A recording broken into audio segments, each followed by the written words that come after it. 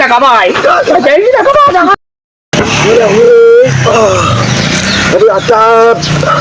يا باي ازيك يا طه؟ ازيك عامل ايه؟ الحمد لله والله. بقول لك ايه؟ قول لي يا طه. انا عاوز اتجوز البت اللي رحت يا بابا، عاوز اتجوز البت اللي بحبها. عايز تتجوز البنت اللي بتحبها؟ ايوه بس يا بابا طلب ذهب ب 400,000. ابوش عاوز ذهب ب 400,000. ب 400,000 جنيه. ايوه 400 جنيه. لا يا اسمها الخشاب ولا ايه؟